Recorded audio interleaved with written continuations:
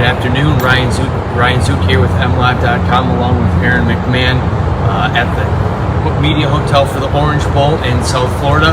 And COVID is affecting everyday life right now and is also affecting college bowl games, and the Orange Bowl is no different. We spoke with a few players and offensive coordinator Josh Gaddis this morning. We're about to head out to practice. We were supposed to get 15 minutes to shoot photos, take videos of the team, and then they sent out a notification about 80 minutes beforehand saying that that is now closed as well. So there's not going to be much access down here this week. We're still going to be able to talk to players and coaches over Zoom, but it's going to be interesting, and we're not going to really know who's down here, who's available for the team. I'm sure because we're not going to be at practice at all. No, it's been a weird start. I mean, as you mentioned, COVID has kind of ravaged college football at large. I mean, we're starting to see bowl games canceled. Games are getting shifted. Opponents are having to find other teams to play against. None of that. There's been no indication that is going to affect Friday night's Orange Bowl. By the sounds of things, both these teams are all here. There's been no massive disruptions. We haven't heard of any guys being sidelined yet for COVID, but they're certainly taking precautions. And as you mentioned, it's locking things down. We're not getting access to practice. We're not getting face-to-face interviews. But that hasn't really changed much from a team perspective. They're still going about their weekly schedule that was kind of prescribed from the beginning of the week. Michigan spent they got in Saturday. They spent Sunday evening. In fact, the team went on a yacht cruise in the evening. The coaches had kind of a gala type thing. And then since then, they practiced. They practiced yesterday. They're set to practice again today in Miami Gardens. In fact, they're practicing at the Miami MLS team on the practice facility. But Michigan they're here. They're excited to be here. We spoke to offensive coordinator Josh Gaddis earlier today. We spoke to a handful of players.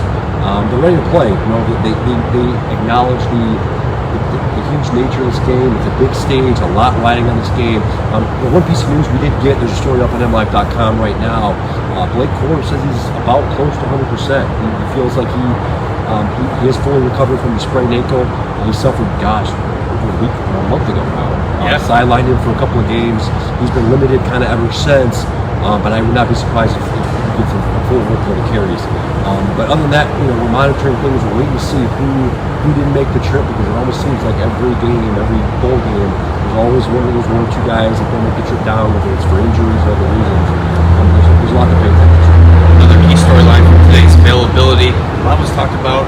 Can Michigan follow a similar blueprint as Alabama did against Georgia? I mean, obviously, Georgia was dominant throughout the season until they faced Alabama in the national championship, get blown out in that game, and their defense looked vulnerable. So Mike Sanders still said, we feel like we know what we can do to beat these guys, and we'll see how that transpires on the field. But yeah, it won't be an easy task.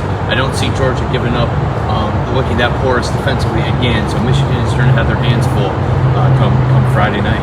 Yeah, a lot of talk about the Georgia quarterback situation and Stetson Bennett and JT Daniels. There have been reports and I think some rumors out there that JT Daniels did not make the trip down here. I don't know if that's been confirmed at this point.